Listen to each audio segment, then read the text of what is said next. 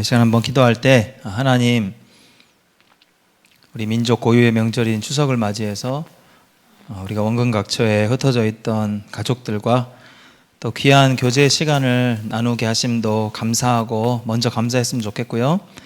그리고 또 이 시간 우리가 하나님을 향한 열심, 결국은 우리가 하나님 안에서 우리가 영원토록 함께하게 될 우리 믿음의 또 공동체 안에서 형제 자매 된 우리가 또 이 시간을 통해서 함께 교제하는 것, 말씀 안에서 함께 하나님의 계획과 뜻을 알아가는 것, 이 자리가 얼마나 복된 줄을 여러분 다시 한번 생각하셨으면 좋겠고, 오랜만에 만난 가족들과의 만남도 중요하고 감사한 일이지만 우리가 믿음 안에서 늘 하나님 말씀 가운데로 모이기를 힘쓰고 또 이 가운데 우리가 이 시간을 지킬 수 있는 것 얼마나 감사한 일입니까? 많은 사람들은 여러 가지 이유와 환경적인 핑계를 댈 수 있지만 그 모든 여러 가지 환경과 여건에서 우선순위를 지키기로 결단하는 거죠. 하나님 앞에서 우리가 이 시간 하나님 말씀을 듣게 된 것 너무나 감사합시다. 감사하고 또 우리가 사는 날까지 하나님이 우리에게 뜻하신 바를 우리가 분별하여 깨달아 알 수 있는 이 일들을 소홀히 하지 않는 그러한 우리 이끌림 교회 되게 해달라고, 그리고 이러한 말씀 안에서의 귀한 교제가 주님 앞에 서는 그날까지 우리에게 아름다운 또 신앙의 성숙으로 열매로 나타날 수 있는 귀한 시간 되게 해달라고 우리 시간 한번 기도하며 나아갑시다. 하나님 아버지 감사합니다. 주님, 민족의 고유 명절을 맞이하여서 하나님 원근각처에 흩어져 있던 가족들과 또 친지들을 돌아보며 하나님 또 그동안의 안부를 전하고 또 하나님이 베풀어 주신 그 사랑을 증거하며 하나님 귀한 사랑의 교제에 있게 하심을 감사합니다.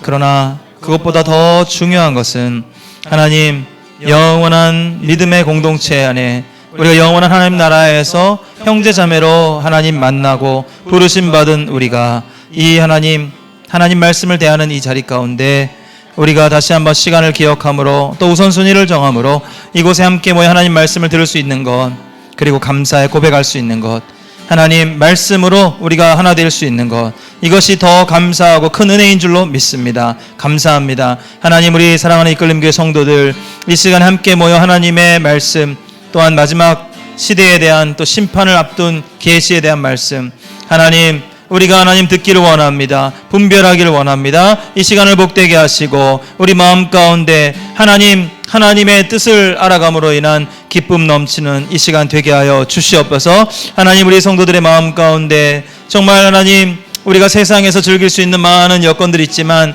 하나님 그럼에도 불구하고 하나님의 말씀을 듣는 이 자리가 귀한 줄로 여기는 그 믿음을 주님 기쁘게 받아 주시옵고 저들이 살아가는 모든 삶 가운데 하나님의 영광을 드러내고 주님을 자랑하고 증거하는 복된 성도들 우리의 가정 되게 하여 주시옵소서. 이 시간을 통하여 다시 한번 하나님께 감사하며 주님 홀로 영광 받으시기를 소망하옵고 살아계신 예수님의 이름으로 기도드렸습니다. 아멘. 사랑의 하나님 아버지, 은혜를 감사드립니다. 오늘도 우리를 이 귀한 자리로 인도하여 주신 은혜 감사드리고 하나님 세상에서 우리에게 또 만나게 하신 우리의 가족들과 친지들과 또 형제 자매들 또 우리의 귀한 관계 속에서 하나님 교제 나누는 것도 너무나 감사하고 하나님의 은혜 아래에 있음을 우리가 또 누리게 하심 너무나 감사합니다. 이 명절을 통하여서 하나님 서로의 건강을 묻고 하나님이 그동안 베풀어 주신 놀라운 은혜와 사랑을 증거하며 전하는 우리 복된 우리 성도들 된 줄로 믿습니다. 앞으로 살아가는 모든 날 동안에 주님 우리의 삶을 통하여서 하나님을 더욱 드러내고 증거하고 자랑할 수 있는 우리 복된 성도들 되게 하여 주시옵소서. 하나님 그 가운데 시간을 구별하여 하나님의 말씀을 듣고 또 깨달아 세상 이 마지막 시대를 깨우는 분별력을 갖기 위하여 하나님 이 시간을 기억함으로 모이게 하심을 감사합니다. 하나님 이 시간이 복된 줄로 믿습니다. 이 시간을 통하여서 영원한 하나님 나라의 정말 천국의 백성으로 삼아주심도 감사하고 또 우리가 이곳에서 말씀 가운데 모이며 하나님의 뜻을 분별하는 이곳이 정말 하나님 천국에서 영원토록 주 앞에서 하나님의 뜻을 우리가 헤아리는 그 천국의 기쁨이 있는 자리가 아니겠습니까? 하나님 정말 그런 면에서 이 자리가 복된 줄로 믿고 감사하게 하시고, 하나님, 우리가 이 자리에서 다시 한번 우리가 하나님의 말씀을 듣사오니 우리의 귀를 열어주시고 우리의 마음을 열어주시고, 하나님, 이 시대를 살아갈 수 있는 지혜와 아버지 하나님께서 교훈하시는 그 교훈을 마음 가운데 새기는 하나님 복된 이 시간 되게 하여 주시옵소서. 우리 사랑하는 성도들, 하나님, 이 시간에 함께 참여하는 우리 흩어진 곳에 있는 모든 성도들, 아버지 마음을 모아 이 시간 함께 하오니 성령님 이 시간 함께 하셔서 충만한 은혜로, 또한 깨닫는 은혜, 정말 믿음으로 살기로 결단하는 그러한 믿음의 결단 있게 하여 주시옵소서. 이 시간을 주님께 의탁합니다. 함께 하실 줄 믿사옵고 거룩하신 예수님의 이름으로 기도드렸습니다. 아멘. 예. 명절을 잘 쉬셨나요, 다들? 예. 베트남에서도 잘 쉬셨나요? 남양주도 잘 쉬셨나요? 예. 이 시간 접속 잘 하셨나요? 예.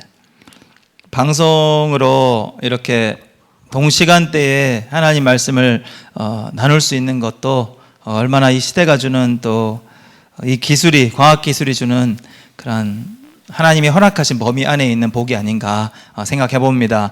오늘은 요한계시록 9장 말씀을 통해서 지난 시간 8장까지 했어요. 기억나시나요? 네 번째 나팔까지 했었고요. 3분의 1씩 이렇게 파괴될 것이다 라는 선언이 있었고요. 오늘은 이제 지난 시간에 내용이 끊어졌던 5번째 나팔, 6번째 나팔, 그리고 7번째 나팔까지 해서 7나팔 심판과 재앙이 이제 그렇게 정리가 돼야 되겠죠. 그런데 요한계시록을 잘 보면 우리 7인 심판도 한번 앞에 넘겨보시면요, 예? 이제 4장에 여러분 기억나세요? 3장까지는 요한계시록의 서론 부분을 이야기할 때 어떤 내용들이었죠? 이제 교회에게 전달하는 메시지였고, 요한계시록이 마지막 시대에 대한 어떤 분별을 이야기함도 맞지만, 그렇다면 그 가운데 마지막 시대를 견디고 인내해야 할 교회들에게 주어진 약속은 무엇인가? 그래서 결국 이 마지막 때에 우리가 부활내동하고 이렇게 막 미혹되는 영들을 우리가 피해서 하나님의 위로하시는 그 메시지를 우리가 분별할 수 있도록 교회들, 7교회들을 상징적으로 7교회를 소개하면서 우리 전체 하나님의 교회들을 향해서 주는 위로의 메시지라는 것을 서론에서 나타냈죠. 그 다음에 4장에서 뭘 이야기했습니까? 이제 복습 한번 해봅시다. 4장에서 바로 이어서 뭘 얘기했습니까? 예? 하나님의 보좌로 환상을 보여주셨죠. 보좌로, 그러니까 하나님 보좌 앞에서 지금 어떤 일들이 이루어지고 있는지를 보여주셨잖아요. 그 가운데 하나님의 보좌가 얼마나 영광스럽고 아름다운지 보여줬고, 24장로들과 그 다음에 네 생물 이러면서 막 찬양 소리가 끊어지지 않고, 그죠? 그 보좌에 앉으신 이가 어떠한 형상을 가지고 있는지 그 영광스러움을 보았죠. 그리고 5장에서는 어떤 내용으로 이어졌습니까? 어린 양이 그 보좌에 앉으신 이의 오른손에 이렇게 인봉되어 있는 그 책을 펼 자가 누구냐? 그래서 요한이 그 펼 자가 없는가 해서 슬퍼서 통곡하고 울고 있었잖아요. 그러니까 천사, 누구죠? 누가 울지 마라 그랬죠? 힘 있는 천사. 힘 있는 천사가 그 중에 이제 이야기했죠. 봐라, 어린 양이 이미 죽은 것 같은, 그죠? 뭐라고 정확히 표현했죠? 일찍 죽임을 당한 것 같은 어린 양. 그러니까 십자가에서 그 어린 양이 대속을 완성하신 일찍 죽임을 당한 것 같은 어린 양이 그 보좌에 앉으신 이의 오른손에 있는 그 책은 어떤 상태? 인으로 덮여 있는 상태. 그 인을 뗄 자가 바로 그 어린 양이시다 라고 하면서 어린 양에 대한 예수 그리스도를 소개하는 장이 바로 5장이었죠. 그래서 슬퍼하지 말라고 그런 거죠. 그럼 요한은 그 4장에 보좌에 앉으신 이의 오른손에 있는 인봉된 책을 보면서 왜 슬퍼했을까요? 그냥 환상 보면 그냥 갑자기 슬픈 마음을 하나님이 주셔서 슬퍼했을까요? 그런 어처구니 없는 건 아니겠죠. 그냥 하나님의 뜻이 언제 이루어져서 하나님의 공의가 언제, 그러니까 지금 요한이 살고 있는 그 시대는 어떤 시대다? 믿음 때문에 고난을 당하는 시대다. 그러니까 고난 가운데 있는 자가 그 인을 떼서 하나님의 뜻이 담겨 있는 그 책대로 하나님의 공의가 선포만 되는 게 아니라 실시가 되어지고 그 하나님의 뜻대로 완성될 때가 언제인가 그것만 기다리고 있었던 거죠, 요한이. 그런데 그 인을 뗄 자가 없는 것처럼 분위기가 싸늘해지니까 슬퍼했던 거 아니에요? 그래서 그 힘 있는 천사가 왜 이렇게 조용해라 하면서 어린 양을 소개한 거 아닙니까? 예수 그리스도께서 하실 놀라운 일, 마지막 심판과 이미 승리하신 그 일들을 이제 보게 하시는 거죠. 그러면서 이제 이어집니다. 이제 다 봤으니까 6장부터 7인 심판이 시작되고요. 그런데 왜 6장에서 6번째 인까지 떼고 7번째 인을 떼기까지 중간에 7장에 삽입 구절이 있었다는 거. 그죠? 그래서 왜 삽입 구절이 왜 들어갔는가? 요한계시록에는 이 삽입을 중심으로 아주 굵직굵직한 메시지를 전달합니다. 7번째 인이 바로 연결돼야 깔끔하잖아요. 그런데 중요한 것이 있다는 거예요. 자, 여러분 창세기를 배울 때 잘 생각해 보세요. 창세기를 배울 때 요셉 이야기가 시작됐는데, 그래서 우리가 잘 아는 팔려갔으면 보디발의 아내와의 스토리가 전개돼가지고 감옥에 갇혀가지고 관원장의 꿈을 해석하고 빨리 이제 바로 왕의 꿈을 해석하고 총리가 되는 이야기로 이어져야 되는데, 잠깐만 너희가 간과해서는 안 되는 중요한 이야기가 있다 하면서 유다와 다말 사이에서 태어난 베레스 이야기를 하지 않습니까? 그것은 누구를 강조하기 위함이고 무엇을 강조하기 위함입니까? 바로 그 일을 이제 그 역사의 어떤 그 유다의 족보에서 결국 그 메시아의 계보를 이어나갈 그러한 아주 중요한 사건을 중간에 스톱을 시키고 삽입했다라는 건 창세기부터 이미 그 성경의 기록의 특징으로 보여주고 있잖아요. 그죠? 요한계시록도 마찬가지라는 거죠. 7장에서 무엇을 강조합니까? 이제 구원받은 자들이 누구냐? 6번째 인까지 뗐을 때 이 크고 두려운 하나님의 심판과 진노 앞에서 과연 누가 능히 설 자가 누구냐? 마지막 절이었죠. 누가 능히 서리요? 라고 17절에 얘기하잖아요. 6장 17절에. 그러니까 그 사람이 바로 이 사람이다 하고 소개를 하는데, 그것이 이제 상징적으로 14만 4천의 숫자와 그리고 셀 수 없는 큰 무리, 흰 옷 입은 무리라고 이렇게 연결지어서 설명했던 것을 여러분 기억하실 겁니다. 그죠? 그리고 나서 이제 그 설명을 끝나고 나서 8장에서 이제 다시 이어지는 거죠. 7번째 인을 떼면서 7 나팔이 이제 연결되어지는 거죠. 7번째 인을 뗄 때 어떤 현상이 일어났습니까? 하늘이 침묵하죠. 예. 원래 하늘은 그 하나님의 보좌 앞에서는 어떠한 환경이죠?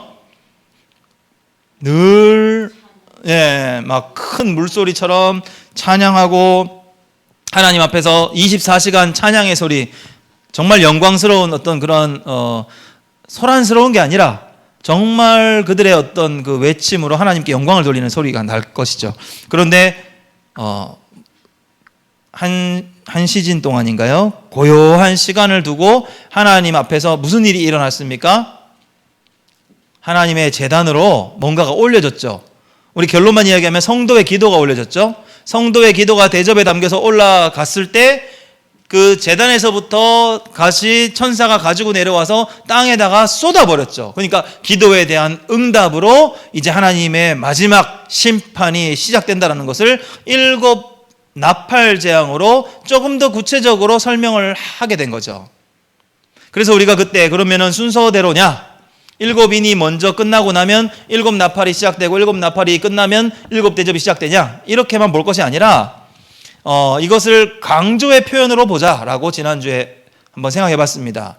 왜 굳이 7 시리즈로 갔느냐는 거죠. 7인, 7 나팔, 7 대접, 7 시리즈로 왜 굳이 3번이나 강조했는가? 그리고 또 7 시리즈를 왜 3번 동일하고 비슷한 표현으로 3번을 반복했겠는가?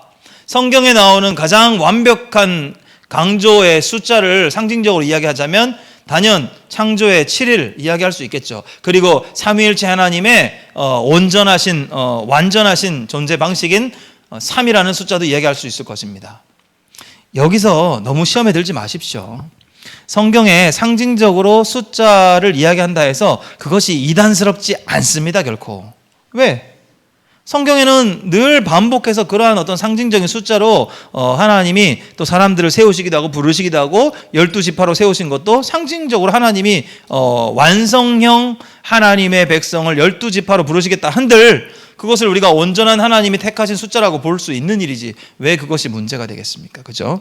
그래서 그렇게 해서 이제 7번째 인이 떼어지면서 성도의 기도가 올라갔던 그 결과로 이제 최후 심판이 다시 7나팔로 어떻게 또 구체적으로 실현됐는가를 7나팔 시리즈로 보고 있었던 겁니다. 그게 바로 이제 8장의 내용이었던 거죠. 됐죠? 그래서 첫 번째 나팔, 두 번째 나팔, 세 번째 나팔, 네 번째 나팔을 불었을 때 각기 이제 생각해 봅시다. 첫 번째 나팔을 불었을 때 어떤 땅이 3분의 1이 소실됐다. 뭐 한마디로 정리하면 그렇습니다. 그 다음에 두 번째 나팔을 불었을 때는 바다의 3분의 1이 이렇게 소실됐다. 그 다음에 세 번째 천사가 나팔을 부니 그 물들, 뭐 강이나 이렇게 물의 근원들 3분의 1이 먹을 수 없는 상태가 되었다. 쑥처럼 뭐 되었다 하잖아요. 그죠? 그 다음에 네 번째 나팔을 부니 해와 달과 1월 성신들 있죠? 해와 달과 별들의 3분의 1이 힘을 잃었다. 소실됐다. 자, 이런 내용입니다. 그리고 나서 지난주에 이제 독수리가 한 마리 등장하게 되죠. 13절에. 오늘 이 독수리 이야기부터 연결시켜 봅시다. 독수리가 큰 소리로 땅에 사는 자들에게 이렇게 얘기합니다. 화가 있으리니. 지금 화가 있어요, 없어요? 지금 이미 있어요. 이미 화가 연결되고 있는 상황에서 지금까지 이 화보다 더 우리가 정말 재앙과 같은 화가 있을 것이다 라고 이야기하면서 5번째 나팔, 6번째 나팔, 7번째 나팔과 이어지는 3종 화 세트를 이제 소개하는 거예요.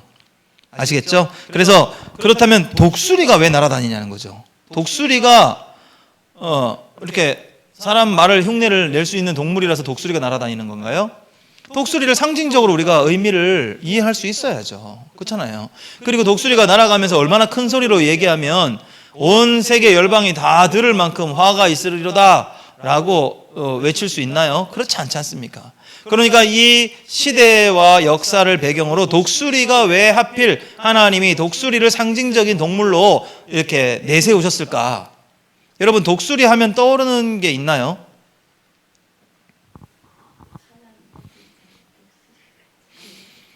예, 그렇죠.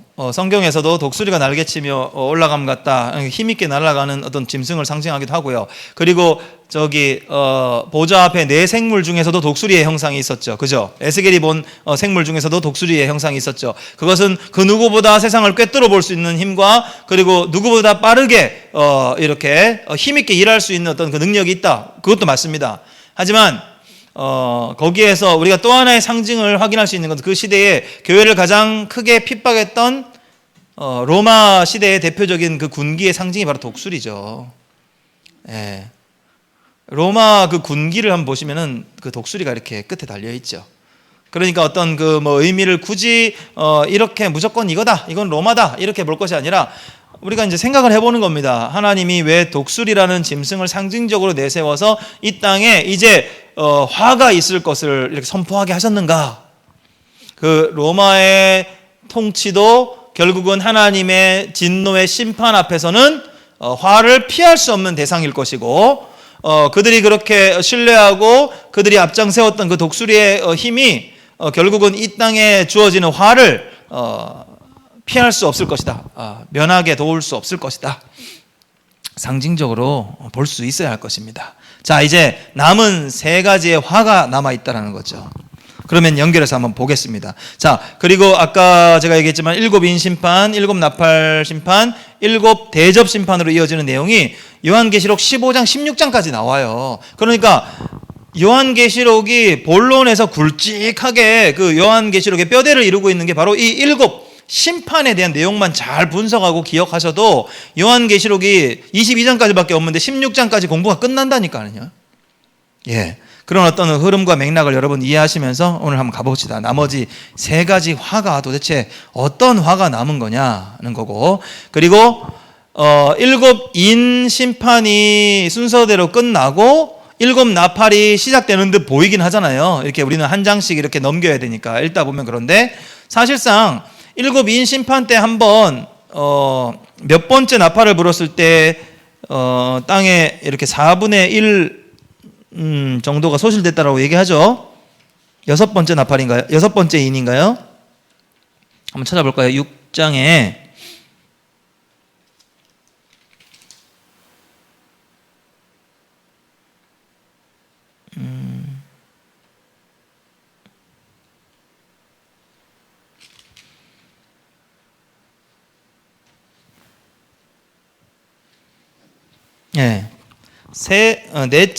넷째 인을 뗄 때 이렇게 청황색 말이 나왔을 때 그 탄자의 이름이 사망이라 그랬고 음부가 그 뒤를 따라서 나왔다 그래요. 그러면서 땅의 4분의 1의 권세를 얻어서 검과 흉년과 사망과 땅의 짐승들로서 땅의 4분의 1의 그 권세를 힘을 얻어가지고 이제 심판을 진행했다라는 내용이 나옵니다. 이와 비슷한 형태로 일곱 나팔 시리즈에서도 이제 그때는 네 번째 인을 뗄 때 일어났던 그 일과 비슷한 표현이 이제 땅의 3분의 1, 바로 첫 번째 나팔부터 이제 진행되는 걸 봤을 때 우리가 이제 의미하는 바로는 마지막 때가 되면 이런 어떤 일들이 점점 더 심판의 강도가 이렇게 점점 더 핍박이 믿음의 길에서 지켜야 되는 어떤 그런 일반적인 삶에서 핍박이 조금씩 더 농도가 짙어짐을 우리가 느낄 수가 있다라는 정도로 이렇게 일곱인, 일곱 나팔, 일곱 대접 재앙의 순서가 진행되면 될수록 강도가 조금 더 핍박과 어떤 그런 어려움에 심판의 어떤 그 농도가 짙어진다, 이렇게 정도만 생각하면 되지, 이거를 순서대로 너무 일어나게 되어 있다, 반드시 뭐 지진이 먼저 나고 땅이 먼저 소실되고 바다가 그 다음 소실되고 이러한 일들로 너무 이렇게 문자적으로 순서적으로 이렇게 해석할 필요는 없을 것 같습니다. 왜 제가 이 주의를 하라고 말씀을 드리냐면, 너무 문자적 이렇게 순서대로 기록된 대로 이게 순서대로 반드시 일어나야 된다, 이것이 믿음이다 라고 가다 보면 여러분 성경에서 나오는 많은 상징적인 어떤 부분들을 전부 다 문자적으로 해석하려다 보면 이상한 대로 이상한 이론으로 빠질 수 있다는 거죠. 특히 계시록을 볼 때는 더 그러하죠. 왜냐하면 구약에서 이미 그 상징적인 어떤 비유로 충분히 해석이 되었던 거를 계시록에서 다시 한번 그와 비슷한 형태로 상징으로 하나님의 심판에 대한 두려움을, 엄중함을 나타냈는데, 구약에서는 조용히 넘어갔던 게 계시록에서는 그냥 못 넘어가겠다, 이런 것들이 많다니까요. 주의를 하시기 바라고요. 자, 그래서 순서대로 되어지는 심판이라는 해석보다는 점점 더 그 핍박과 그 마지막 때에 대한 어떤 그런 어려운 일들이 더 이렇게 피부에 와닿는 강도가 세질 것이다.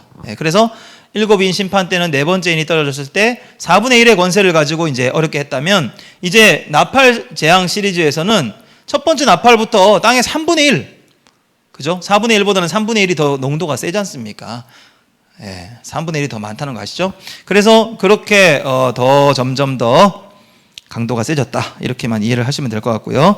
자, 그래서 독수리가 아직 남은 세 가지의 화가 더 있다. 9장을 이제 같이 한번 읽어봅시다. 오늘은 9장을 볼 것이니까 1절부터 11절까지 한 목소리로 읽어봅시다. 1절부터 11절까지 시작. 다섯째 천사가 나팔을 불매 내가 보니 하늘에서 땅에 떨어진 별 하나가 있는데 그가 무저갱의 열쇠를 받았더라.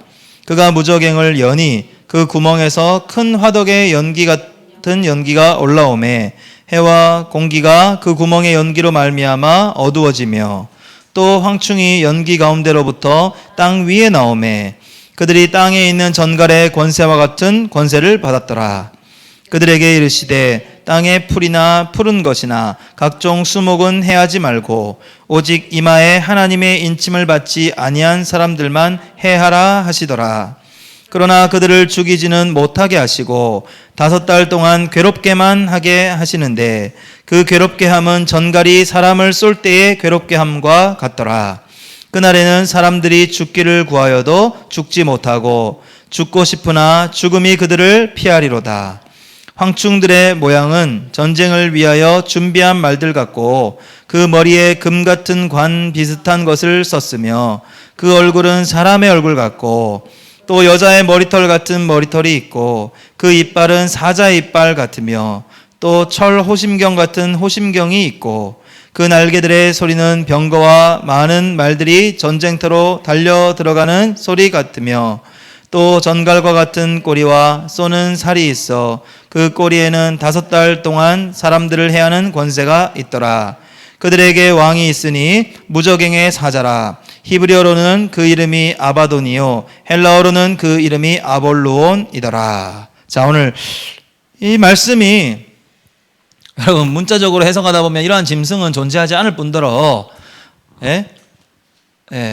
이거 문자적으로 자꾸 파고들면 이상한 쪽으로 이제 해석을 해서 만들어내야 되는 신비한 어떤 형태가 이제 탄생하게 되는 거죠. 이것뿐만 아니죠.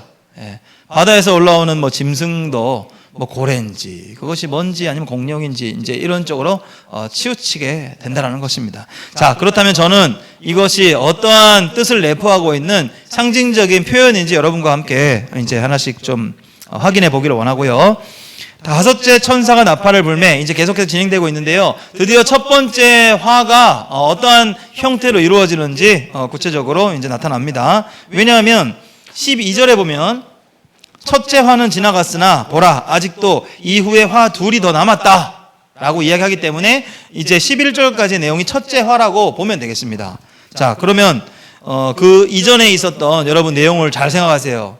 4번째 나팔까지 내용이 뭐였어요? 그것은 화가 아니었나요? 아까도 제가 물어봤지만 땅의 3분의 1이 소실됐습니다. 바다의 3분의 1이 소실됐습니다. 강의 물의 근원이 3분의 1이 소실됐고요. 해와 달과 별이 3분의 1이 소실됐습니다. 그런데 뭔 더 이상의 우주적인 재앙을 여러분 기대하냐고요. 이미 앞에 네 나팔을 통해서 소개된 선포된 마치 시작된 그 어떤 재앙들이 이미 끔찍할 만큼 끔찍해요. 사람이 살 수나 있겠어요, 그런 상황에서. 여러분 솔직히 말해서 해와 달과 별이 3분의 1이 소실되고 힘을 잃으면 지구의 밸런스가 그대로 살아있겠습니까? 이상하게 되겠죠. 그 다음에 해수면 이런 것도 분명히 우리는 잘은 모르지만 뭔가가 우리가 살기 정말 어려운 화가 이미 진행되고 있습니다. 그래서 이걸 너무 순서적으로 보지 말자는 거죠. 우리가 살아있는 역사 이래로 계속해서 이러한 다양한 상징 의미를 담고 있는 이러한 형태들은 계속해서 우리에게 이루어지고 있고 점점 더 이 핍박이 심해질 것이다라는 것을 우리가 그것만 생각하자는 거죠. 자, 5번째 나팔을 불 때 하늘에서 땅에 떨어진 별 하나가 있었대요. 이것부터 여러분 문자적으로 해석하면 이미 하늘에서 별이 하나 떨어졌으면 이것이 정말 여기서 이미 큰 재앙이죠. 별 하나가 의인화돼서 표현되지 않습니까? 무저갱의 열쇠를 받았대요. 그러면 이 무저갱의 열쇠를 가지고 무저갱의 구멍에 열쇠로 열 수 있는 이 사람이 누굽니까? 아니, 이 대상이 누구예요? 이 별이. 우리가 생각하는 수금지와 목토 천해명 이 중에 하나가 떨어져서 우리 지구에 처박혀가지고 걔가 팔이 있어가지고 나와가지고 열쇠 들고 걸어 나와가지고 무저갱이 어딘지 우리는 잘 모르지만 무저갱을 찾아가가지고 그 무저갱의 열쇠 구멍에다 열쇠 꽂아갖고 열었다 이렇게 해석해야 됩니까? 누가 봐도 상징 아닙니까? 그죠? 매주 제가 이렇게 강조하는 이유가 있습니다. 여러분 너무 문자적으로 이것을 너무 비판적으로 이야기하시는 분이 있단 말이에요. 자, 이것은 무저갱을 이제 열어서 그동안 나오지 못한 상태로 있었던 어떠한 대상을 세상에서 활보하도록 허락해주는 어떤 의미로 해석을 해야죠. 그죠? 그러면은 무저갱의 그 열쇠가 있겠습니까?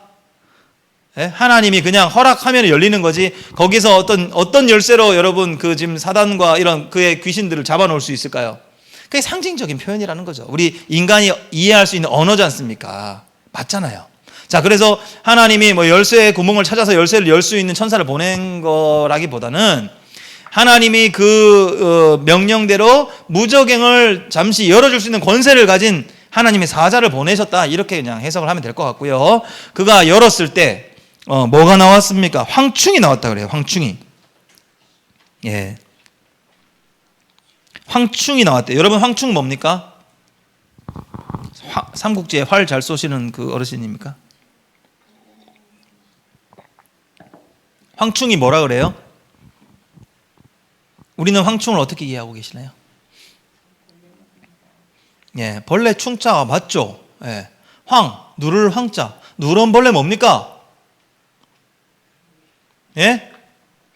메뚜기잖아요. 메뚜기잖아요. 황충은 메뚜기잖아요. 그러면 황충이 나왔대요. 무저갱에서. 무저갱에서 메뚜기가 나온 거예요. 여러분, 두렵습니까? 대답해 보세요. 두렵습니까? 무저갱에서 메뚜기 나왔는데 두려우세요? 네. 그래서 우리나라 문화권 안에서는 이 황충이 두려운 존재가 별로 아니에요. 농사 짓고 뭐 메뚜기 몇 마리 나와봤자 잡아서 튀겨 먹으면 되죠. 그러나 여러분, 고대 근동 지역, 지금 이 요한이 살고 있던 이 광야 근처 이 가나안 지역에서의 황충의 수는요, 우리가 상상을 할 수 없는 정도의 슈퍼웜, 그냥 막 때가 지나가면요, 그 한 해 농사는 그냥 박살 나버리는, 생명 양식이 사라지는 겁니다. 그만큼 두려운 존재였대요. 예. 그래서 이런 어떤 표현들이 성경에 여러 곳곳에 나오죠. 그 황충, 그 팥종이, 그죠? 팥종이, 메뚜기, 황충, 이렇게 표현된 또 선지서의 어떤 말씀도 있죠. 생명 양식을 쓸어가는 아주 두려운 존재들입니다. 근데 그들을 어떻게 비유를 했습니까? 그들이 땅에 있는 전갈의 권세와 같은 권세를 받았대요. 아까 네 번째 인을 뗐을 때 청황색 말을 탄 자가 나왔는데, 그가 가진 권세를 어떻게 표현했냐면 해와 달과 땅의 4분의 1의 권세를 받았다 했죠? 맞아요. 땅의 4분의 1을 권세를 받았다 했어요. 그리고 그와 비슷한 황충에게 하나님이 어떠한 권세를 주셨냐면, 땅에 있는 전갈의 권세와 같은 권세를 주었다잖아요. 그러면 전갈이 어떤 권세를 가지고 있는 존재입니까? 전갈 무섭죠. 그 시대에는 이렇게 광야 지역에 우리나라처럼 가죽 신발 잘 돼 있고 군화처럼 이렇게 신고 다니는 게 아니라 샌들 같은 거 신고 다니셨잖아요. 그 당시에 이렇게 지나가다가 전갈들이 이렇게 밖에 나와 있습니까? 햇빛에? 이렇게 모래 틈 사이에 숨어 있다가 나와서 언제 쏠지 모르지만 쏘면은 여러 가지 위험이 도사리고 있죠. 그래서 아주 이렇게 기습할 수 있는 아주 두려운 존재들이었겠죠, 전갈이. 네. 그러니까 메뚜기가, 황충이라는 이 표현한 이 메뚜기가 그들의 땅에 있는 전갈과 같은 두려운 존재의 어떤 그 역할을 하나님이 주셨다라고 그냥 이해를 하면 될 것 같고요. 그들에게 이르시되 땅의 풀이나 푸른 것이나 각종 수목은 해하지 말고 이마에 하나님의 인침을 받지 아니한 사람들만 해하라고 하셨습니다. 여러분, 잘 보십시오. 이 재앙은 대상이 누굽니까? 예? 여기 방금 읽었잖아요. 하나님의 인침을 받지 아니한 사람들만 해하라. 그런데 우리 믿는 자들이 그 안에 믿음이 있고 하나님의 구원의 확신이 있는 분들이라면 이 말씀으로 그냥 아멘하고 그냥 담대하게 살아가시면 될 일이잖아요. 그러니까 하나님의 인이 없을까 봐 주저하시는 거예요. 이런 황충이 전갈의 권세를 가지고 내가 살아가고 있는 시대에 나의 모든 식량을 다 쓸어갈까 봐 두려워가지고 이러한 어떤 시험을 당함을 이제 싫어해서 또 휴거를 기다리고 계시는 건 아닌지요. 사실 이러한 심판의 분명한 대상이 하나님이 언급하신 이유가 있겠죠. 믿는 자들, 내가 구원할 자들은 그들은 내가 철저히 보호하겠다라는 확신을 주시는 또 위로의 약속 아닙니까? 어쨌든 이마에 하나님의 인침을 받지 아니한 사람들만 해하라고 명령하셨습니다. 자, 여기서 우리가 확인해야 되는 것, 황충은 원래는 인간을 해하는 존재가 아니죠. 황충의 주 대상은 뭡니까? 푸른 풀과 초목과 곡식들 아니에요. 그런데 하나님이 그들의 기능을 바꾸었어요. 풀이나 푸른 것이나 각종 수목은 해하지 말라. 이것은 그들의 어떤 생태 본능조차 하나님의 피조된 존재들을 하나님이 완전히 그들의 어떤 본능을 바꾸셔가지고 공격 대상을 사람으로 공격하겠다라는 거죠. 그러니까 그 떼가 몰려다니면서 사람을 막 뜯어먹기 시작하면, 예? 여러분 영화에 그런 영화도 있습니다. 제목이 기억이 안 나는데 그 영화 보면은 메뚜기들이 사람을 공격해가지고, 여러분 그런 영화 많아요. 뭐 자이언트 거미 크게 나와가지고 사람을 죽이기도 하고, 거머리 같은 괴물이 나오기도 하고, 메뚜기 같은 존재들이 쓸고 가면서 사람을 막 순식간에 수만 마리가 사람을 쓸고 가면 어떻게 될까요? 예. 순식간에 형체도 남지 않을 겁니다. 아무리 사람이라도. 네. 그렇게 됐고요. 그러나 중요한 건 5절입니다. 그들을 죽이지는 못하게 하시고 고통만 주겠다는 거예요. 어느 정도로 5달 동안만 괴롭게 하게 하시는데, 그 괴롭게 함은 전갈이 사람을 쏠 때 괴롭게 함과 같더라. 그러니까 전갈을 두려워함 같이 메뚜기를 두려워할 만큼 뭔가 위협적인 존재가 되게 할 것이다. 이렇게 해석할 수도 있지 않습니까? 자, 그러면 마지막 때가 되면 이거를 한마디로 이제 정리해 봅시다. 우리가 전갈은 쏘이면 죽게 되니까 두려워했는데, 메뚜기는 만만해가지고 뭐 별 이렇게 우리한테 위협적인 요소가 되겠어? 라고 생각했던 그 존재를 들어서 하나님이 그들에게 생명 양식을 다 쓸어버리고, 그리고 생명 양식을 쓸어버리는 두려움이 아니라 오히려 사람의 생명을 갉아먹는 정말 두려운 존재들로 하나님이 이용하시겠다는 거죠. 꼭 메뚜기가 이용되어야만 되는 게 아니라요. 네. 그런데 하나님이 황충이라고 언급하셨으면 그 메뚜기를 들어서 이런 일들을, 사람들을 두렵게 하셔도 우리는 할 말 없다는 거죠. 그런 일이 분명히 그대로 일어나도 말이죠. 네. 사람들이 만만하게 보던 것들이 사람을 위협적인 존재가 되게 하겠다는 것도 아주 두려운 심판의 때에 나타날 현상이라 우리가 이렇게 이해를 하면 되겠고요. 여기 나오는 5달 동안 괴롭게 한다. 이거는 무슨 표현일까요? 메뚜기가 부화해서 이렇게 설치고 다니는 그 기간을 한 5달 정도로 보더라고요. 알에서 깨어나가지고 뭐 이렇게 갉아먹고 이렇게 하고 죽을 때까지. 메뚜기의 수명이 정확히 제가 정확히 모르겠네요. 하여튼 그 5달 동안의 어떤 그들의 어떤 생태적인 어떤 그 패턴을 하나님이 이제 계시록에 담아서 5달 정도 이루어질 일들로 이렇게 해석을 하셨다라고 보시면 되겠습니다. 그런데 그날에는 사람들이 죽기를 구하여도 죽지 않을 정도만 하나님이 이제 컨트롤 하셨고요. 죽고 싶으나 죽음이 그들을 피할 것이다. 이것이 하나님의 계획이었습니다. 자, 그리고 나서 이제 이어진 황충들의 모양을 설명하는데, 전쟁을 위해 준비한 말들 같답니다. 이걸 진짜 메뚜기로 해석을 했을 때 그들이 말처럼 보였다. 이런 표현이 이제 좀 앞뒤가 맞지 않고요. 그러나 그들이 얼마나 두려운 존재일까로 상징적으로 해석했을 때는 이렇게 전쟁을 위해 철저히 준비된 말들과 같은 두려운 대상이다라고 충분히 해석이 가능하죠. 그죠? 그리고 머리에는 금 같은 관을 썼대요. 얼굴은 사람의 얼굴 같대요. 왜 얼굴이 사람의 얼굴 같다고 표현을 했을까요?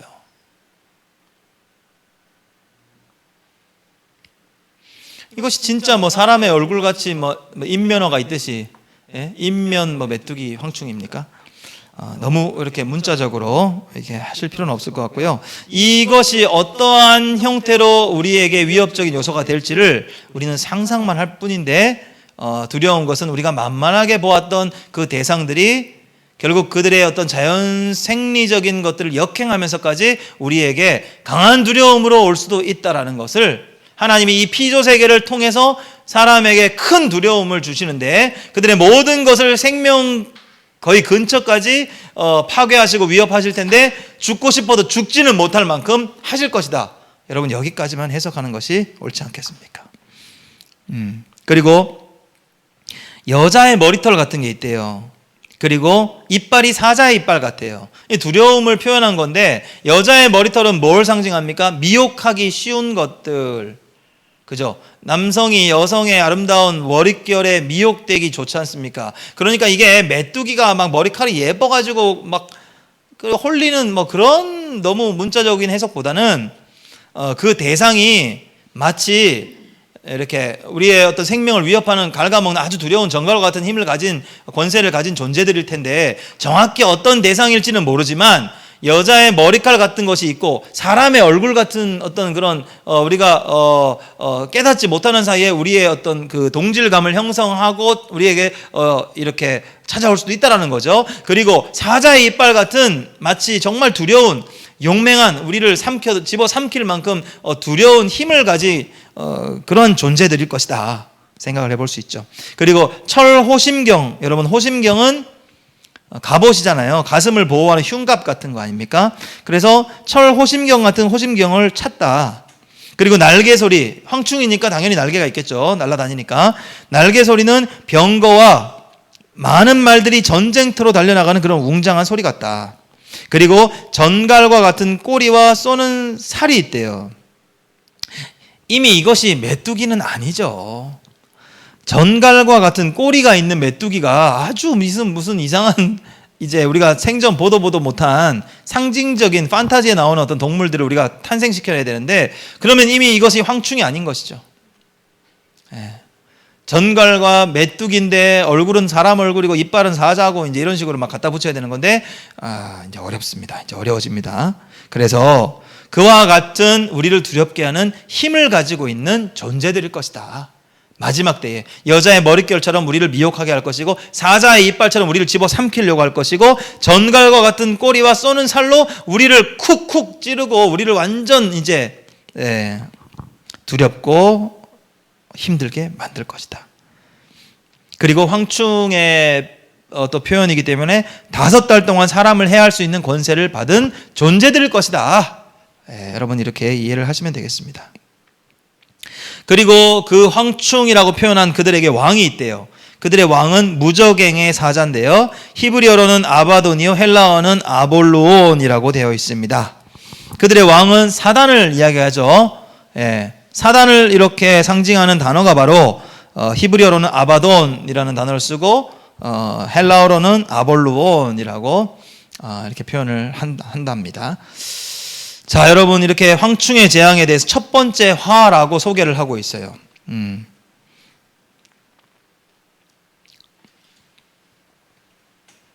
계속해서 이제 두 번째 화도 한번 봅시다. 보고 나서 정리를 하겠습니다. 6번째 천사가 나팔을 이제 붑니다. 내가 들으니 하나님 앞에 금제단 4뿔에서 한 음성이 나서. 여러분 이제 우리는 그 모세오경을 통해서 제단에는 뿔이 있다라는 것을 이미 배웠습니다.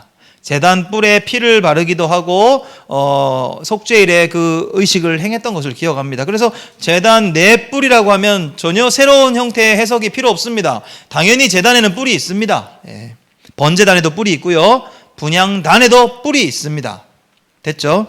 하나님한테 올려지는 그 제단에는 그 다 뿔이 4귀퉁이에 있었던 것을 우리가 알기 때문에 넘어가죠. 자, 그래서 금제단 4뿔에서 한 음성이 납니다. 나팔 가진 6째 천사에게 말하십니다. 큰 강 유브라데에 결박해 놓은 4천사를 놓아주라. 여러분 큰 강 유브라데에 결박한 4천사가 왜 결박되어 있었을까요? 그리고 4천사를 놓아주니까 어떤 일이 일어납니까? 그들은 연월 일시에 정한 때라고 이제 보면 되겠죠. 하나님이 정하신 그때에 사람의 3분의 1을 죽이기로 준비된 자들이더라. 마병대의 숫자가 바로 2만만이다. 여러분 2만만은 어떤 숫자입니까? 2만에다가 또 만이 붙었으니까 이게 한글로는 참 좀 그런데요. 죄송한 표현입니다만 그냥 2억이라고 하든지 왜 2만만이라고 그렇게 썼는지 모르겠어요. 근데 우리가 사무엘서에 보면 천천히요 만만이다라는 표현이 있잖아요. 사울은 천천히요 다윗은 만만이다. 그러니까 만에다가 만을 곱한 정도의 능력이 그에게 있다. 그러면 2만만도 2만에다가 만을 곱한 2억 정도라고 뭐 해석을 해도 되겠죠. 그런데 중요한 건 이걸 숫자의 의미를 너무 심취하면 이제 14만 4천하고 같은 해석으로 끝나야죠. 그러면 2억이나 되는 숫자에 이게 뭐라는 거예요? 마병대가 있대요. 내가 그들의 수를 들어놓으라. 이 같은 환상 가운데, 분명히 요한이 환상이라고 이야기를 하는데도 계속 이것이 이제 문자적으로 실행될 하나님의 오류 없는 성경은 1.1획도 당연하죠. 하지만 환상으로 봐야 될 것은 환상으로 보고, 그 의미를 우리가 교훈으로 얻을 건 교훈으로 받아야죠. 2만만이나 되는 큰 군대와 같은 마병대를 이제 풀어준 거예요. 어떤 목적이 있겠죠. 자, 이 같은 환상 가운데 그 말들과 그 위에 탄 자들을 한번 보니까 불빛과 자줏빛과 유황빛 호심경을 입고 있습니다. 가보시죠. 또 말들의 머리는 사자머리같이 용맹합니다. 그 입에서는 불과 연기와 유황이 나왔답니다. 여러분, 그 게임 좋아하시는 분들은 게임에 보면 아주 막 끝판 대장이 막 타고 나오는 말들 보면요, 눈에서 막 불 나고요, 막 입에서 연기 막 나고요, 엄청납니다. 두렵습니다. 그리고 과거에 SF 영화 이런 것들도 보면 어떤 말탄 그 유령이나 흑기사 막 나올 때, 그죠? 그 영화 고스트 라이더라는 그 영화도 보면 니콜라스 케이지가 그 막 죽었는데 삶을 얻어가지고 해골이 돼가지고 막 나올 때 오토바이가 막 불 확 나고 막 연기 유황처럼 막 이렇게 자줏빛으로 막 엄청 막 화려하지 않습니까? 두려움을 주는 표현들이죠. 그래서 직접 뭐 말들의 머리에서 막 사자 머리인 건 아니죠. 사자처럼 용맹한 말들의 어떤 그 용맹한 그 말들을 표현한 거고, 입에서는 불과 연기와 유황이 나오는 것처럼 크고 두려운 존재들이 이제 피할 수 없는 큰 두려움으로 심판이 시작된다라고 우리에게 상징적으로 깨닫게 하실 수 있는 표현이죠. 자, 그리고 그들이 불과 연기와 유황이라는 이 세 가지 재앙으로 표현된 이 재앙을 가지고 자기들의 입에서 나오는 불과 연기와 유황으로 사람의 3분의 1이 죽임을 당했대요. 네. 여러분, 그러면 이 2억이나 되는 이 마병대가 어떠한 상징으로 표현됐다라고 우리가 해석을 할 수도 있을 것 같고요.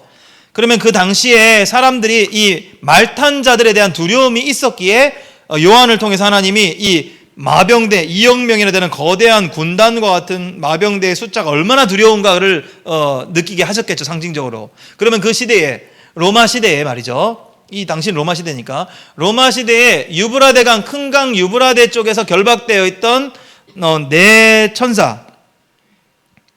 천사라고 표현하면서 그들이 뭔가 그 선을 넘지 못하도록 그들이 지금 뭔가 딱 잡고 있던 그것을 이제 놓아주라. 이제 결박을 푸는, 그러니까 이제 하나님이 그 경계를 넘지 못하도록 하나님의 은혜로 그의 사람들을 지키려고 붙들어 놓은 그것을 이제는 해제하겠다는 표현으로 이해하면 되는 거잖아요. 당시에는요, 로마가 가장 두려워했던 존재들이, 제가 아까 일곱인 할 때 첫 번째 인을 뗄 때 잘 생각해 보세요. 첫 번째 인을 뗄 때 어떤 일이 일어났습니까? 그래서 계속 복습을 할 수밖에 없는데요. 6장 1절 가봅시다. 7인 중에 하나를 떼시는데 그때 내가 들으니 네 생물 중 하나가 우레소리와 같이 말하되 오라 하기로, 이제 갔는데 흰 말이 있대요. 흰 말을 탄 자가 활을 가지고 있고요, 면류관을 받은 자예요. 그러니까 그 면류관은 승리의 면류관이에요. 전쟁에서 늘 승리하는 용사죠.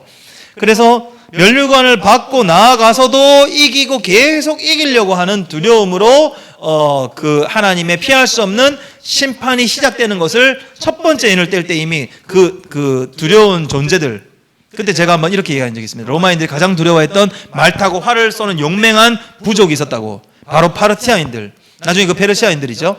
그 페르시아인들은 마병대가 엄청 두려운 존재들로 다가왔고요.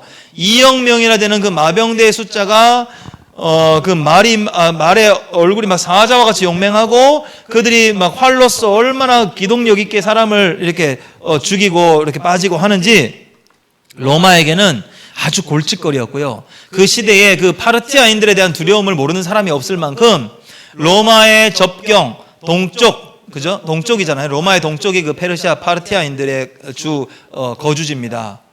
그래서 이 큰 강 유브라데에 결박되어 있다는 표현은 그 유브라데 강을 중심으로 그 동쪽에서 넘어오지 못하도록 결박하고 묶어 놓았던 그 모든 제한을 해제하고 그들을 통해서 얼마든지 심판이, 크고 두려운 심판으로 쓸어버리겠다라는 표현으로 충분히 그 시대와 역사적인 배경을 가지고 이해할 수 있죠.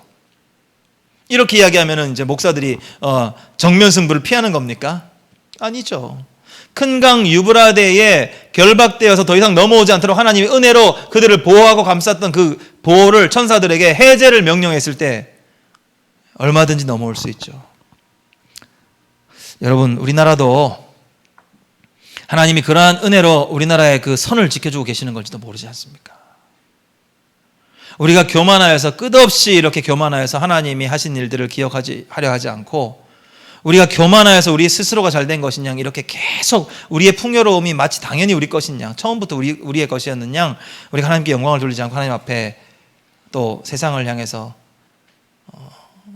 또 나누는 일에 우리가 인색하고 아끼고 주저하고 망설인다면 하나님의 이 보호의 선이 어딜까요?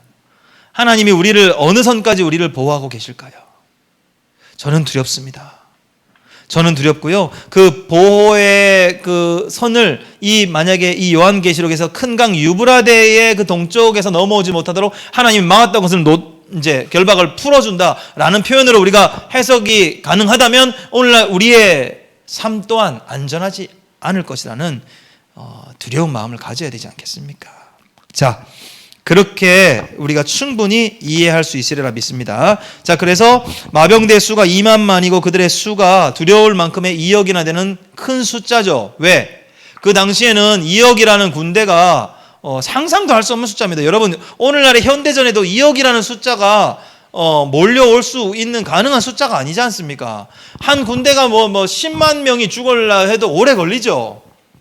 핵폭탄이 터지면 몰라도. 그러니까 마병대가 2억이라는 숫자가 몰려온다는 것은 그냥 어마어마한 그냥 그 큰 두려움으로 온다라고 해석을 하면 되겠죠. 예. 그리고 그들의 말들의 입에서 무슨 불과 연기와 유황이 나오겠어요. 그냥 그들이 그렇게 심판의 특징적인 불의 심판, 연기의 심판, 유황, 하늘에서 떨어지는 그 유황의 어떤 그 심판과 같은 두려움으로 그들이 3분의 1이 죽임을 당하게 될 것이다. 이것도 딱 3분의 1이라기보다는 하나님의 은혜인 3분의 2가 보존되었다는 것을 은혜로 감사할 숫자라는 거죠. 그래서 그 일들이 선제적으로 일어날 것이다.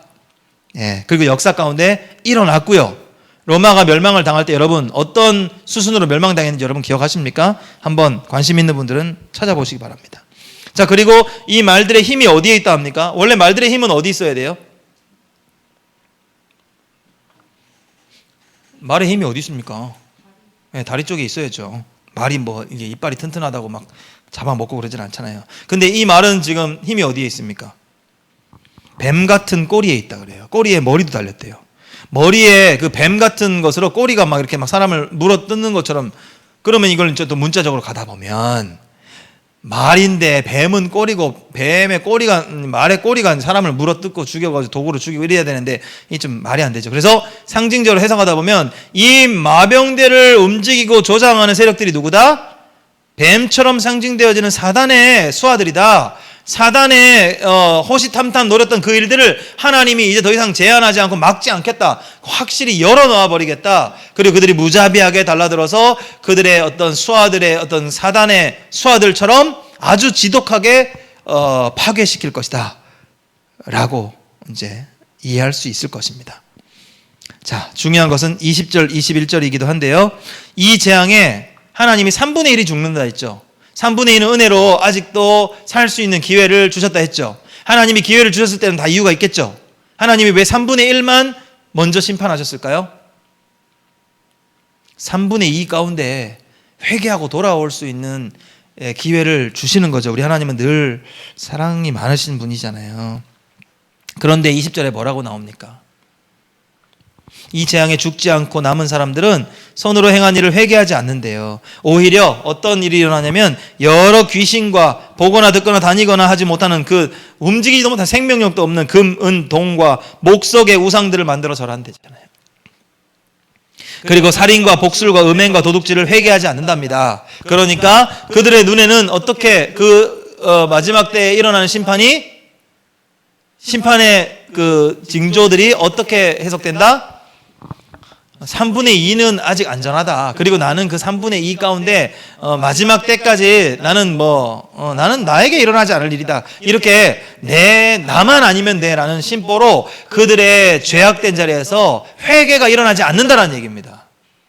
미리 이제 오늘 말씀은 이렇게 해서 끝나죠. 7번째 나팔이 왜 안 나옵니까? 궁금하죠? 7번째 나팔은 또 2가지의 삽입 내용이 또 중간에 들어가고 난 뒤에 저 뒤에 나옵니다. 10장, 11장이 지나고 나서야 나옵니다. 7번째 나팔 너무 기다리지 마세요. 우리는 6번째 나팔까지 해서 결론을 얻습니다. 사람들이 회개한다, 회개하지 않는다? 회개하지 않는다. 그러니까 하나님은요, 여러분 성경의 구약에 많은 선지자들을 보내서 계속 징조와 하나님의 어떤 심판을 크고 두려운 어떤 사인으로 계속 주셨죠. 사사시대에 계속 사인 주셨죠. 대적들에 의해서 나라가 파괴되고 붙잡혀가고 파괴되고 그때마다 하나님의 사사들을 통해서 구원하셨잖아요. 그런데 그때뿐이잖아요. 회개하지 않잖아요. 그리고 나서 똑같이 자기들의 어떤 그 악한 행위가 오히려 더 발전해서, 우리 악한 거는 진짜 본능적으로 막 더 잘 배워요. 더 업그레이드가 잘 됩니다. 여러분, 과학기술을 계속 발전시키는 이유들 중에도 인간을 이롭게 하기 위한 목적도 있겠지만 그들의 어떤 죄된 본성대로 살기 좋도록 만드는 세상을 만들어 나가는 것일 수도 있어요. 여러분, 우리가 왜 번거로운 것을 그렇게 싫어할까요? 우리가 왜 좀 더 편리한 세상을 왜 꿈꿀까요? 좀 더 빠르고 좀 더 편리하면 뭐가 극복될 수 있어서 우리가 왜 그런 일들을 자꾸 개발할까요? 의학을 왜 계속 발전시켜 나가야 됩니까? 의학이 없던 시대는 모든 질병이나 죽음의 원인을 어떻게 받아들였을까요? 하나님의 뜻으로 받아들였을 겁니다. 어쩔 수 없으니까. 안 그렇습니까? 그리고 그러한 시대에도 의학이 발전하지 않았을 때는 사람들이 주술사들을 찾아가가지고, 지금도 아프리카 저기 우간다나 이런 나라 가면요, 의사들보다 주술사들이 돈을 더 잘 번대요. 주술사의 그 미신, 자기의 어떤 토속적인 어떤 그 신앙이 있죠. 그 신앙이 어떤 그 주술들을 통해서 이 병마가, 귀신이 떠나간다라고 믿어요, 그들은. 그래서 의학을 의지하는 것보다 오히려 더 많은 주술사들이 돈을 잘 번대요, 의사들만큼. 지금도 그렇답니다. 과거에는 그냥 뭐 아니면 또였어요. 그냥 질병이 생겨서 죽게 생겼으면 하나님이 나에게 허락하신 때가 여기까지인가 보다 하고 순응했죠. 그리고 자연으로 돌아간다, 뭐 하나님 믿지 않는 사람들은 이상한 형태로 또 주술을 하면서 했겠지만, 하나님 믿는 사람들은 그것에 대해서 많은 자신의 어떤 삶을 회개하고 준비할 수 있는 기회로 찾아갔을 겁니다. 그러나 오늘날 우리 교회 다니는 우리 성도들 가운데 질병이 생기면 당장 회개부터 하는 게 아니라 당장 병원에 가서 유능한 의사들 앞에 줄을 서지 않습니까? 하나님 앞에서 아니라고 할 수 있습니까? 그것이 정직한 고백일 것입니다. 그러나 오늘 이 말씀을 통해서 우리가 다시 한번 생각했으면 좋겠습니다. 마지막 때에 우리가 만만하게 여기던 그것이 큰 두려움으로 우리에게는 정말 우리가 상상하지도 못했던 핍박의 어떤 통로로서 돌아올 수도 있다는 것을 황충의 예를 통해서 우리가 다시 한번 생각했으면 좋겠고요. 그리고 우리의 경계를 지켜주던 하나님의 은혜가 6번째 나팔을 부러짐과 동시에 그것이 제한이 해제가 되면 로마 시대에 로마의 그 동쪽 경계 라인을 지키고 형성하였던 그 파르티아인들이 큰 두려움, 마병대가 얼마나 두려웠겠습니까? 그러나 그 모두가 알고 있던, 그들이 넘어오기만 하면 우리나라 초토화될 것이다라고 알고 있던 그 큰 두려움을 가진 존재들이 하나님의 명령에 의해서 제한이 해제가 되는 때에 그들이 말탄 그 말들이 2억 마리나 되는 말들이 꼬리에 그 권세가 막 사단이 막 사람을 막 영혼을 집어 삼키듯이 뱀으로 표현되지 않습니까? 그렇게 무섭게 짓밟고 심판이 이루어질 수 있다는 사실이 얼마나 두려워해야 됩니까? 오늘 우리 주변에도 충분히 우리가 이때 당시의 말씀과 비슷하게 해석할 수 있는 환경에 우리가 살고 있음에도 불구하고 정말 더 두려운 것은 그러한 일이 진짜 눈앞에 나타나도 38선이 붕괴되고 막 밀고 들어가고 막 해도 3분의 1 정도만 만약에 우리가 이제 타격을 입고 부자들은 여전히 뭐 안전하겠죠. 우리나라 뭐 육군들이 잘 막아주겠죠. 뭐 어쨌든 3분의 2가 안전하다면 회개는 하지 않는다라는 겁니다. 두 가지를 생각할 수 있습니다. 한 가지는 하나님이 아무리 때려도 아무리 때리고 돌아올 수 있는 기회를 막 두려운 마음을 줘도 사람들은 교만은 이미 하늘 끝까지 가 있는 거예요. 돌아오지 않는 겁니다. 그래서 우리가 다음 주에 보게 될 10장과 11장의 내용이 중요해요. 두 가지 삽입 이야기를 거쳐서 11장 그 이제 후반부 이어서 보면은 그때는 하나님을 두려워하고 돌아오는 숫자들이 있다라고 합니다. 그러면서 14만 4천의 숫자를 다시 한번 이야기합니다. 근데 그 중간에 무슨 일이 있었길래 돌아오는 사람이 있다라는 거예요. 하나님이 3분의 1이나 징계하고 때리고 그 두려운 우리가 만만하게 먹었던 것이 우리를 막 역행하고 이런 일이 있어도 회개하지 않던 교만한 사람들이 무슨 일이 있었길래 회개하고 돌아오고 그 숫자가 14만 4천이 다시 한번 강조되는가 말이죠. 기대하십시오, 여러분. 미리 한번 조금 더 스포를 드리면 그것이 교회의 역할이라는 겁니다.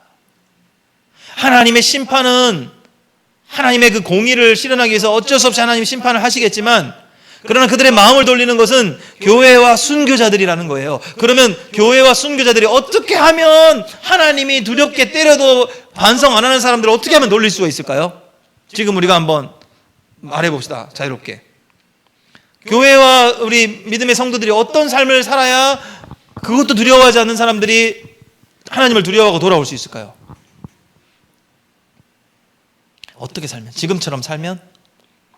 우리 옆집에 아줌마한테 지금처럼 똑같이 이렇게 살면 그 아줌마가 하나님이 때려도 안 돌아오던 그 아줌마가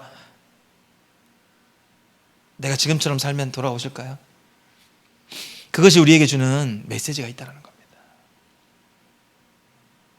성경에는 힌트를 주죠. 의를 위하여 핍박받는 그 모습을 통하여서 침뱉음을 당하면서도 저렇게 내가 조롱했던 저 아줌마가 나를 사랑한다고 울면서, 나를 예수님이 당신을 사랑한다고 나를 안아줄 때, 내가 정말 침뱉고 저주하고 칼로 찌르지만 않았지 완전 심장을 진짜 도려내듯이 내가 상처를 주었건만 그 사람들은 오히려 웃으면서 화평으로 나에게 다가올 때 그 모습을 보고 주저앉게 되는 때가 온다는 거예요.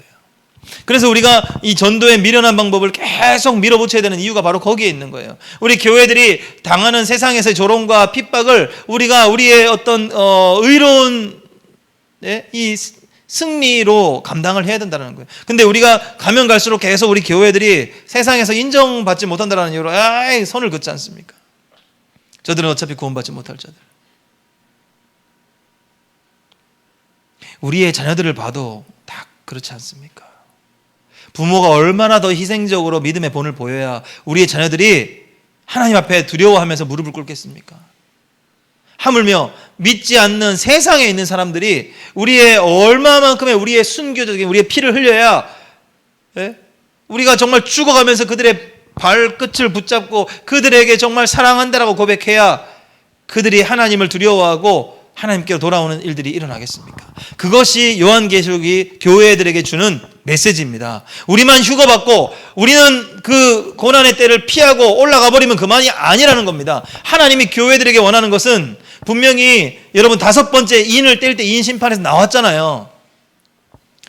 8장에 나왔지 않습니까? 7장에죠. 7장에 그 14만 4천을 소개하면서 5번째 인을 뗐을 때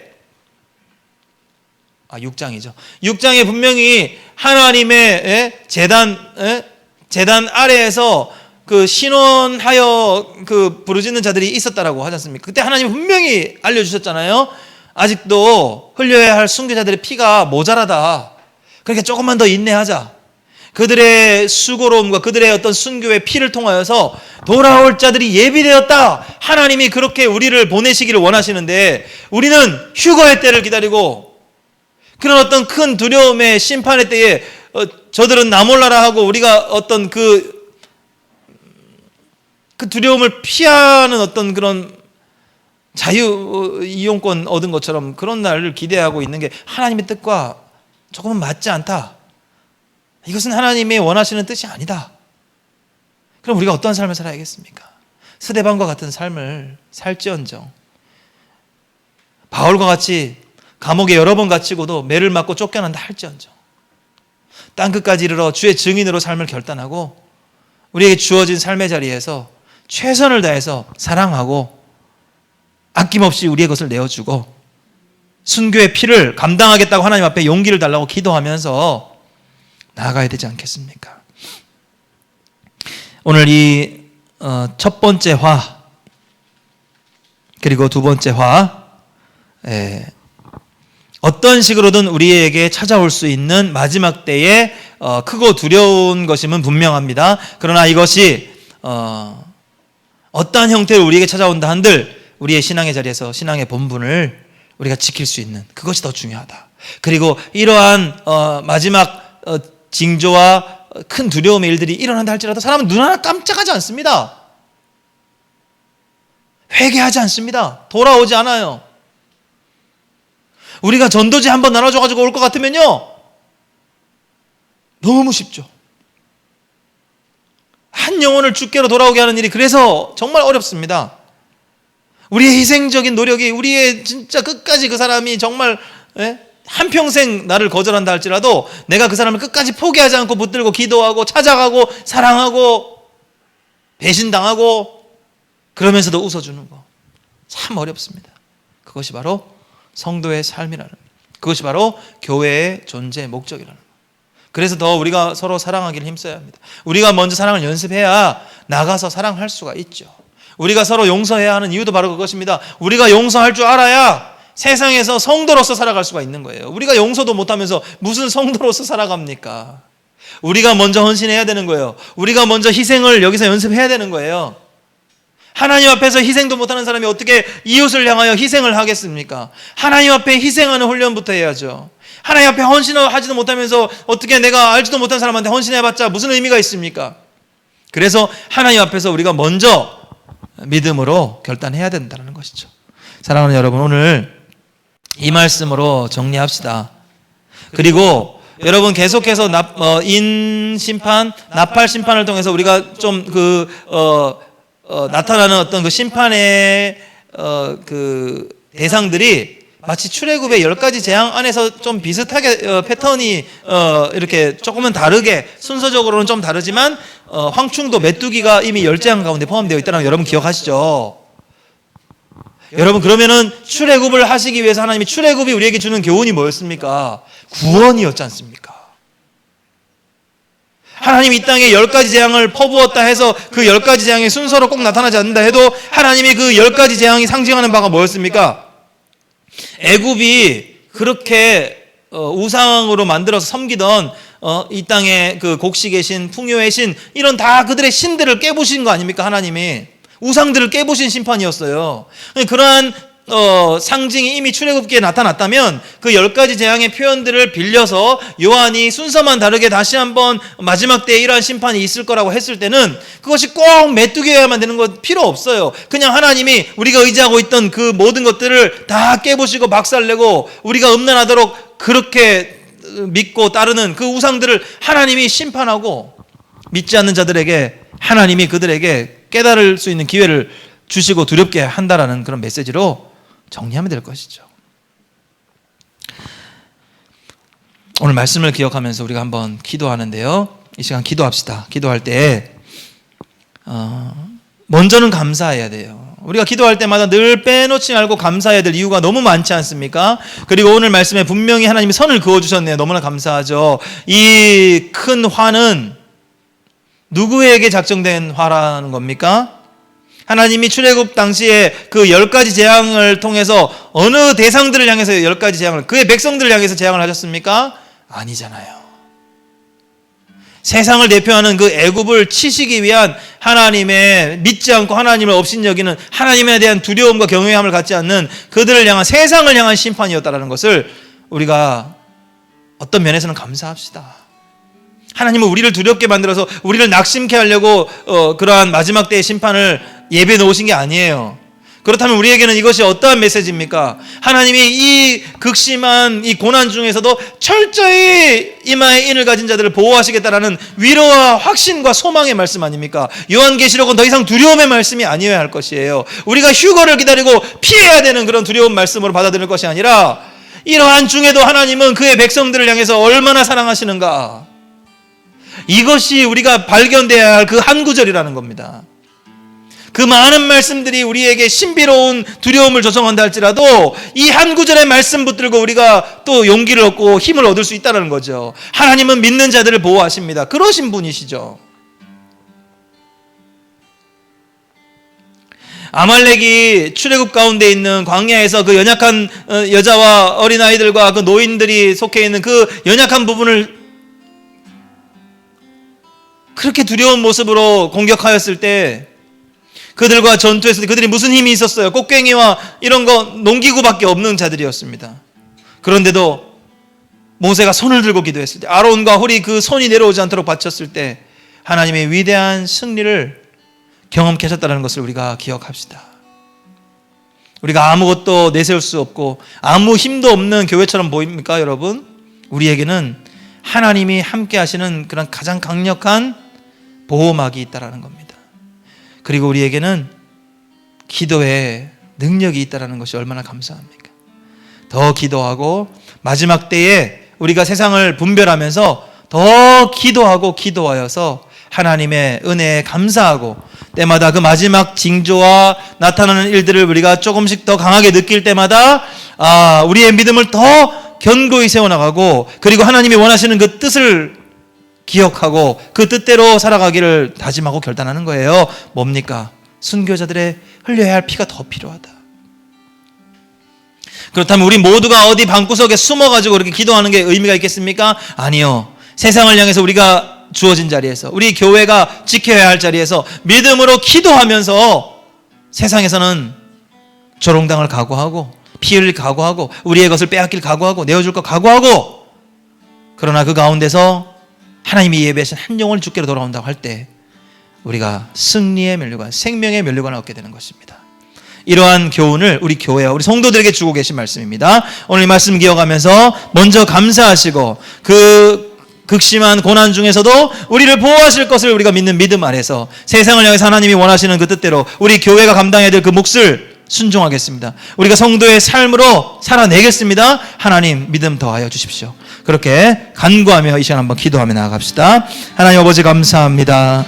주님, 오늘 또 나팔재앙 하나님 5번째 나팔과 6번째 나팔을 통하여서 하나님 세상을 두렵게 하는 하나님 큰 심판과 하나님 화가 시작될 것을 우리가 하나님 아버지 보게 하심을 감사합니다. 하나님 그 가운데 더욱 감사한 것은 하나님의 심판의 대상은 하나님의 택한 백성들이 아니요 하나님 정말 하나님의 인을 받지 못한 하나님 믿지 않고 하나님 불신자들의 아버지 저들의 두려움을 통해서라도 하나님 그들이 다시 한번 깨닫고 주께로 돌아오기를 원하는 아버지의 마음이 있기 때문에 감사합니다. 또한 하나님 우리가 그 화를 당연히 하나님 아버지 하나님의 보호함 가운데 면할 수 있다는 것에만 만족할 것이 아니라 하나님 정말 하나님이 그렇게 두려움으로 심판함에도 불구하고 그들이 하나님 회개하지 않고 돌이키지 않는다는 말씀이 하나님 아버지 얼마나 안타까운지 모릅니다. 하나님 아버지 정말 우리를 보호하시는 은혜 감사합니다. 우리를 지키시는 은혜 감사합니다. 택한 자들을 향해서 한량없이 은혜와 사랑을 베푸시는 하나님을 인하여 감사와 영광 올려드립니다. 하나님 그러나 동시에 두렵습니다. 아버지 세상이 회개하지 않고 돌이키지 않는다 할 때 하나님 그 일을 우리의 삶을 통하여 하나님 교회를 통하여 성도들의 하나님 아버지 희생과 헌신을 통하여 하나님이 그들이 돌아오는 일들을 이루기를 원하시는데 하나님 우리는 그것을 하나님 아버지 믿음으로 아버지 감당할 자신이 아직 없습니다. 준비가 되어 있지 않아요. 하나님 그것이 두렵습니다. 그것이 두렵단 말입니다. 하나님 아버지 용서해 주십시오. 하나님 피할 길을 찾았고 편한 삶을 추구했고 하나님 아버지 그저 하나님 아버지 세상 속에서 하나님 표 안 나게 하나님 그들과 잘 어울리고 싶었습니다.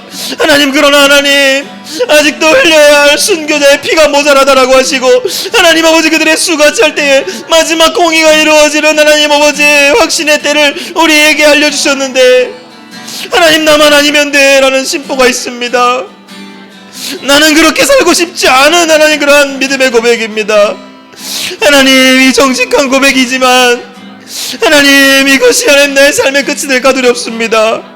아버지 우리 사랑하는 우리 이끌림교회 우리 성도들 우리의 삶이 하나님께 기억되기를 원합니다. 하나님의 예배하신 영원 하나님의 생명의 면류관 우리가 하나님 받아 누리기를 원합니다. 하나님 이러한 삶을 결단하게 하여 주십시오. 정말 하나님이 찾으시는 그 한 사람으로 살아가게 하십시오.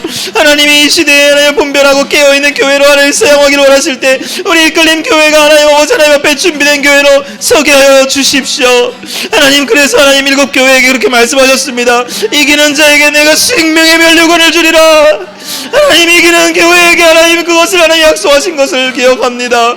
우리 이끌림 교회가 이기는 교회가 되게 하여 주십시오. 우리 이끌림 교회 성도들이 하나님 아버지 이 마지막 환난의 때에 아버지여 주저함 없이 믿음으로 우리에게 주어진 자리에서 하나님 성도의 본으로 살아갈 수 있도록 주님 도와주시옵소서.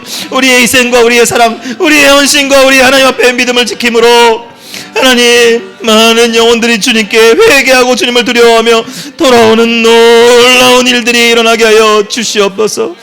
하나님 우리를 사용하여 주시옵소서. 그렇게 하시기 바라며 예수님의 이름으로 기도드렸습니다. 사랑이 많으신 하나님 아버지 감사합니다. 주의 말씀을 들을 때마다 하나님 감사할 이유가 너무나 많습니다.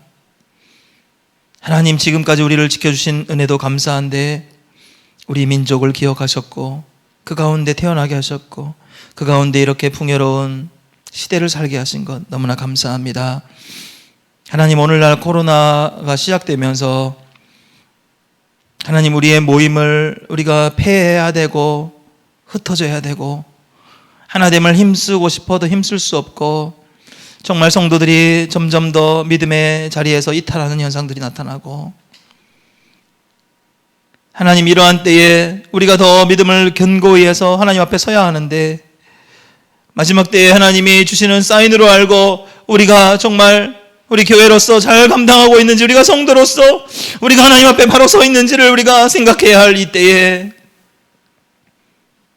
이 시대가 주는 어쩔 수 없다는 여러 가지 이유와 핑계거리 삼아 하나님 앞에서 교회로서의 본분을 놓치고 있는 것은 아닌지요. 성도로서의 삶의 자리에서 우리가 이탈하려고만 하고 그것이 상식처럼 어쩔 수 없다는 이유로 핑계거리 삼고 있는 것은 아닌지요. 하나님 두렵습니다. 하나님 두렵습니다. 우리에게 정해진 때가 언제까지인지 우리는 알 수 없으나 하나님 이미 나타나고 있는 여러 가지 일들을 볼 때 두렵습니다. 하나님 깨어있게 하여 주시옵소서.